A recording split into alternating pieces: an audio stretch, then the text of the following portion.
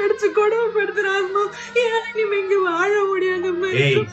என்கிட்ட பேசிருக்க எனக்கு தெரிஞ்சு உன் மேல அம்மான்னு போய் சொல்ற அளவுக்கு வந்துச்சா? என்னையே தடுக்கிறதுக்கு தெரிய வந்துச்சு.